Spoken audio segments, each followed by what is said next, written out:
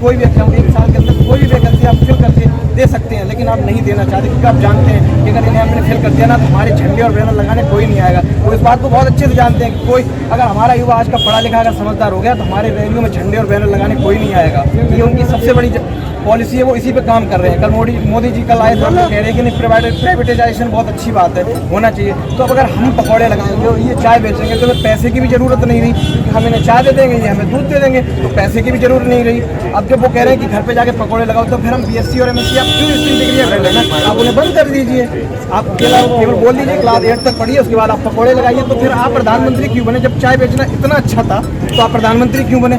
चाय जब बेचना इतनी अच्छा तो आप चाय भी बेच सकते थे वहाँ रह के, क्यों प्रधानमंत्री बने? नहीं, माँ बाप का ये सपना होता है कि हमारा बच्चा वहाँ जाके बैठे, जो काम हमने किया हम खेती करते हैं दूसरे क्या, हमारा बच्चा वो काम ना करे, क्योंकि कहीं ना कहीं दर्द होता है। लोग वो चीज़ सुनते हैं, उन्हें भी उस चीज़ का अंदाजा है, हर एक रिपोर्ट उनके पास पहुंचती है, पर उस बात को जानते हैं अगर ये मुद्दा उठ गया, किसान भी कहीं ना कहीं उसी मुद्दे को लेकर बैठे, उनका अपना मुद्दा, और ये मुद्दा उठ गया तो फिर हमें कहीं ना कहीं बाहर जाके वो शर्मिंदगी महसूस करनी पड़ेगी। जो आप अमेरिका जाके बोलते हैं ना हाउडी मोदी जी आएंगे, सब कुछ हो जाएगा, ये हो जाएगा। आप जो राम मंदिर का हवाला देते हैं लोगों को, आप राम के एक अगर कर्तव्य की अगर पालन कर लेना तो आप महान बन जाएंगे। आप महान बनने का टैग लेके कल देखिए सरदार वल्लभ भाई पटेल स्टेडियम उठ रहा था, नरेंद्र मोदी स्टेडियम कर दिया गया। नाम बदलने से क्या हो जाएगा सर? नाम बदलने से देश नहीं बदला करता, कर्म से देश बदलना पड़ता, काम करने से देश बदलता।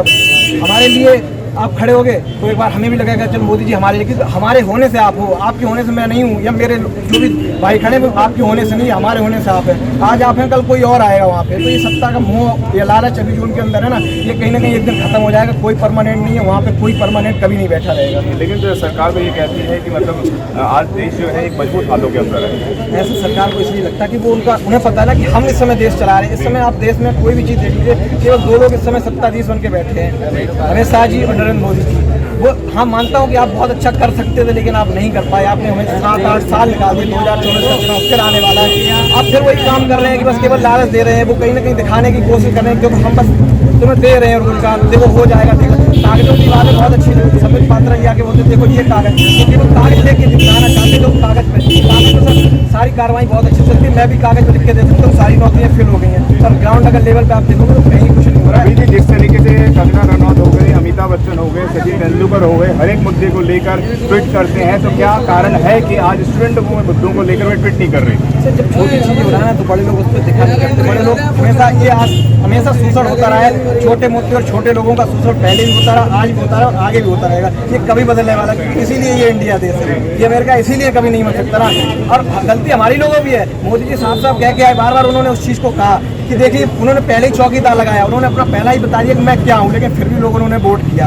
उन्होंने पहले की मैं चौकीदार हूँ, प्रधानमंत्री बनने लायक नहीं हूँ, लेकिन लोगों ने फिर भी वोट किया। चलो कोई बात नहीं, चौकीदार को प्रधानमंत्री बना के देखते हैं। कहीं ना कहीं अब ये लोग ये कहते हैं कि कांग्रेस ने 70 साल राज भारत में किया, कुछ नहीं किया। तो 1951 में किया, भारत आज ऐसे ही था, लाल किले के सामने बैलगाड़ियाँ निकला करती, आज भारत के ऐसे ही नहीं ना। उन्होंने बहुत चेंज किया कि आज वो 10 साल होते तो वो चेंज नहीं करते, कुछ गलतियाँ उनकी नहीं, इसलिए वो बाहर हो गए ना। आज मोदी जी आए, लोगों ने कहा चलो ठीक है परिवर्तन अच्छा होता है, कहते हैं ना परिवर्तन अच्छा होता है देश के लिए, हमारे लिए शायद वो रोजगार लेके आएंगे, पर ऐसा नहीं हो सका। मोदी जी आए, लोगों ने उन्होंने लालच दिया कि नहीं हम आएंगे तो ये करेंगे वो करेंगे।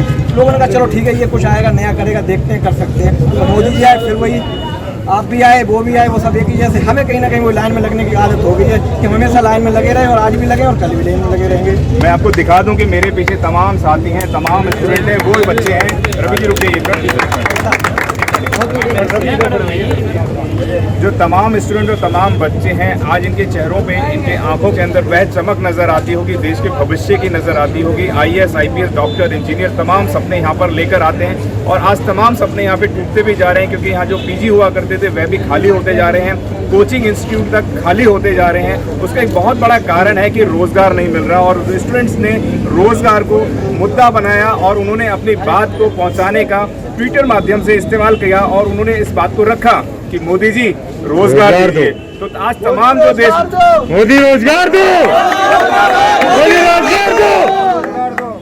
सत्ता में बैठे कई भ्रष्टाचार है, बताइए भाई साहब, बताइए। सत्ता में बैठे कई भ्रष्टाचार है, जनता से नहीं, बस पैसों से प्यार है। अच्छा, पैसों से प्यार है। रवि जी, मैं आपसे आखिरी सवाल करना चाहूँगा, ये आंखों में चमक है लोगों के अपने रोजगार को लेकर यहाँ पर आए हुए हैं, और जो देश के प्रधानमंत्री हैं वह बोलते हैं स्वाभिमानी बने, आत्मनिर्भर बने, तो किस नज़र से इसको आप देखते हैं, क्या कहना चाहेंगे? उनका बस यही कहना है कि आप वही बस ये चाहते हैं कि आप पकौड़े बेचे, आप वहाँ तक ना पहुँचे जहाँ तक मैं। एक बार जब 2014 में उन्होंने चुनाव जीता, एक बार बच्चे ने पूछ दिया कि मैं भी प्रधानमंत्री बनना चाहता हूँ, तो उन्होंने अब उनका कॉन्फिडेंस लेवल इतना अच्छा था, उन्होंने मतलब ये जान लिया था कि मैं 10 साल तक प्रधानमंत्री, उन्होंने कह दिया आपको 10 साल तक वेट करना पड़ेगा। तो वो कहीं ना कहीं लोगों की सोच को बहुत अच्छे से जानते हैं। इस बात की तो मैं उनकी तारीफ करूँगा, वो लोगों की सोच में बिल्कुल बैठे हुए। अगर आप अभी किसी से पूछोगे ना तो लोग ये कहते हैं कि कोई चेहरा ही नहीं है, चेहरा तो ऐश्वर्या राय की अच्छी है, उसे प्रधानमंत्री नहीं बनाया जा सकता ना। आवाज़ तो क्या ना उनकी लता मंगेशकर की भी बहुत अच्छी है, उन्हें प्रधानमंत्री नहीं बनाया जा सकता ना।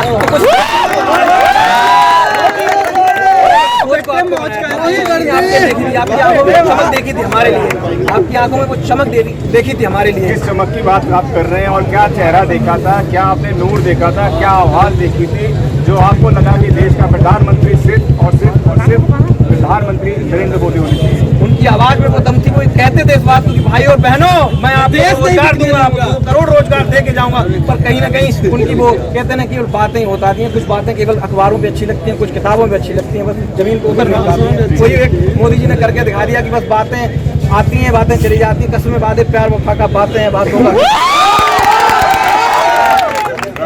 देश में बच्चों के भविष्य के साथ खिलवाड़ हो रहा है और कुछ नहीं हो रहा है। रवि, जिस बच्चों का भविष्य जिसको एग्जाम की तैयारी करनी चाहिए वह धरने, प्रदर्शन, आंदोलन की तैयारी कर रहा है, क्या कहना चाहेंगे? सर, इस समय पैंडेमिक चल रहा है, पूरा विश्व इसमें परेशान है। अमेरिका जैसा देश जो सब कुछ होते हुए भी कुछ नहीं कर पाया, वहाँ इतनी तेजी से कोरोना फैला, भारत में फिर भी कम है। हम जानते हैं कि हमारी इम्यूनिटी लेवल बहुत अच्छा है, मतलब पूरे अगर मैं कंपटीशन करूं तो पूरे वर्ल्ड से सबसे अच्छा हमारा इम्यूनिटी लेवल, इसीलिए हमें कोरोना नहीं है ना। फिर भी भारत में बहुत कम कोरोना का लेवल है। आप उन किसानों के नहीं, आप उन किसानों की वजह से वहाँ पे बैठे हैं, आप उस किसानों की बात नहीं सुन रहे हैं, उनके लिए आपका टाइम नहीं है। आप मोटेरा में जाकर किसानों के हाथ आप गलत कर रहे हैं, किसान तो खालिस्तानी बताए जा रहे हैं। ऐसा उन्हें लग रहा है ना, खालिस्तानी, पूरा देश खालिस्तानी नहीं हो सकता सर। आप केवल मतलब 4 लोग अगर धरने में बैठे तो वो खालिस्तानी हो गए? नहीं रवि भाई साहब, आप गलत बोल रहे हैं, आप गलत बोल रहे हैं। वो ये भी बताया जा रहा है उनके पीछे पार्टियों की पैसे की फंडिंग हो रही है। सर, आपने जो बिल आपने पास किया ना, वो देश के लिए गलत कैसे साबित हो गया? आपने ये सर, वो ये बोलते हैं कि ये देश मजबूत होगा, किसान मजबूत होंगे, उनकी आय मजबूत हो जाएगी। सर, ये तो वही बात हो गई ना कि मैं अपने लड़के को घर से बाहर निकाल दूँ और फिर मकान बना के तैयार कर दूँ। बोला देखो ये मकान बना के तैयार करे, जब वो लड़का ही नहीं रहेगा तो उस मकान का मैं करूँगा क्या सर?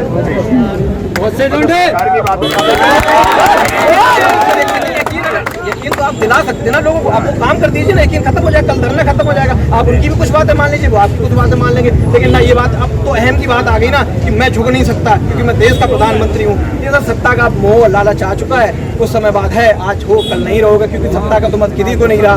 भगवान भी आए वो भी चले गए। अब भगवान राम की अगर आप वो कहते हैं हम भगवान राम के बहुत बड़े समर्थक हैं, मानते हैं, उनके आप एक भी प्रवचन में नहीं चल सके। उन्होंने सीता को छोड़ दिया, किसके कहने पे? लोगों के लिए सीता को छोड़ दिया। आप लोगों के लिए वहाँ बैठे आ नहीं सकते नीचे उतर के? उन्होंने भी तो अपनी सीता को छोड़ मर्यादा मेरी बनी रहेगी तो वो लोगों के लिए बनी रहेगी। अगर लोग ही मेरे कल खिलाफ हो जाएंगे तो फिर मैं मर्यादा, जो मैं आया हूँ यहाँ पे मर्यादा पुरुषोत्तम के लिए, मैं किस लिए आया था? इसीलिए आया था कि मुझे मर्यादा दिखानी थी। अब लोग ही अगर मेरा विखंडन करने लगेंगे तो फिर वो मर्यादा कहाँ रहेगी? इसीलिए उन्होंने सीता को छोड़ दिया था। तो आप हम लोग खड़े हुए मुखर्जी नगर में, मैं आपसे जानना चाहूंगा क्या मुखर्जी नगर की गलियां ही सिर्फ आपके साथ रहेंगी या पूरा देश का यूथ आपके साथ आएगा? मेरा तो ऐसा मानना है कि यूथ को साथ होना चाहिए। अगर यूथ नहीं साथ होता है तो फिर कहीं ना कहीं लोगों जो यूथ खड़ा नहीं हो रहा, क्या कारण है उसका? कारण उसका यूथ के साथ नहीं खड़ा हो रहा है। यूथ के साथ इसलिए नहीं, कहीं ना कहीं अंदर डर भी है, क्योंकि जिंदगी का सवाल है सर। इस समय लोगों के अंदर डर भी उतना ही ज्यादा है, मोदी जी को नहीं बल्कि सरकार को लेकर, कि कोई भी अगर बड़ा चेहरा आके बोलेगा तो उसकी आवाज दबा दी जाती है। और ये आज नहीं पहले से भी होता है और आज भी हो रहा है। तो आपको क्या लगता है अगर आप आवाजों को बढ़ाएंगे तो इसके ऊपर जैसे तरीके से किसानों के ऊपर खालिस्तानी का आरोप लगाया जाता है, तो हमारे कैसे क्या यूथ या यंगस्टर या जो आज लड़के इस आवाज को उठा रहे हैं उनके ऊपर भी कुछ तरीके का नाम दिया जा सकता है? बिल्कुल दिया जा सकता है, कोई ना कोई टैग बन के आ जाएगा। जैसे हैशटैग मोदी जी आया था, चौकीदार आया, खालिस्तानी हो गए, कोई पाकिस्तानी हो गया, मतलब जो देश के खिलाफ ना हो गया, सरकार के खिलाफ अगर हो गया ना तो वो देश का पूरी तरीके से देश के खिलाफ खड़ा हो गया। आप सरकार के खिलाफ हो गए तो देश के खिलाफ हो गए। ये इस समय चल रहा है देश के साथ। अच्छा, क्या कारण है कि जो भी आवाज उठती है उसको रोकने की कोशिश की जाती है? आवाज रोकने का सर एक ही कारण है कि अगर आवाज उठेगी तो देश में दंगे होंगे, उससे हमारी सरकार नुकसान होगा। अभी आप देख लीजिए पश्चिम बंगाल में इलेक्शन है, आज जो किसान यहाँ पे धरने पे बैठे हुए सिंगल बॉर्डर या जो भी जिस बॉर्डर पे बैठे हुए हैं उसका बहुत बड़ा इफेक्ट पड़ेगा।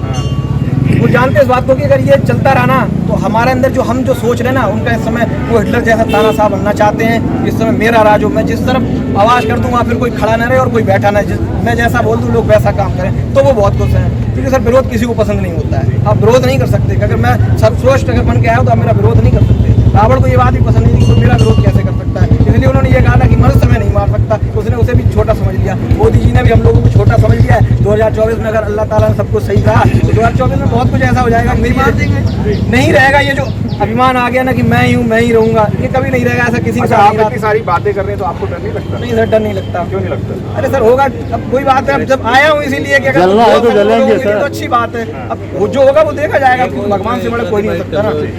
लोगों ने मोदी को भगवान मान लिया फिर, लेकिन भगवान का दर्जा लेने के बावजूद भी मोदी जी वो काम नहीं कर सके जो उन्हें करना चाहिए। जो भगवान राम ने किया वो उन्हें अपना आइडियल मानते हैं, उनके लिए उन्होंने अयोध्या में राम मंदिर बनवा दिया, सब कुछ उन्होंने किया उस मंदिर के लिए, लेकिन उसे अपना आइडियल मानते हैं, लेकिन फिर भी उनके लिए कुछ भी नहीं कर रहे हैं। उनकी अगर एक भी पद चिन्ह पर अगर चल जाए ना तो कोई भी विरोध देश में नहीं, और मोदी भगवान नहीं उससे भी बड़ा दर्जा पाएंगे। आशीष बहुत सही लौंडे। ये है कितना रंग लाएगा? अब ये तो देखने वाली बात होगी रंग कितना लाता है। अगर युवा साथ रहता है तो शायद ये रंग लाए, क्योंकि अभी कुछ ऐसा हुआ है कि वैकेंसी सीजन की कुछ बढ़ा दी गई। वो कहते हैं कुछ लड्डू दे दिया गया है जिससे ये लोग शांत हो जाए। पता उन्हें हर चीज़ है, ऐसा नहीं है वो नहीं जानते, हर एक छोटी छोटी चीज़ की खबर उनके पास रहती है, लेकिन वो इस बात को जानते हैं कि कुछ मुद्दे ऐसे होते हैं छोटे मोटे में चलने तो उनका कोई फर्क नहीं पड़ता सरकार। अगर आपने अभी तक हमारा चैनल सब्सक्राइब नहीं किया है तो सब्सक्राइब करें और घंटी का बटन बिल्कुल भी दबाना ना भूलें ताकि सभी लेटेस्ट खबरें पहुंच सकें आप पे सबसे पहले।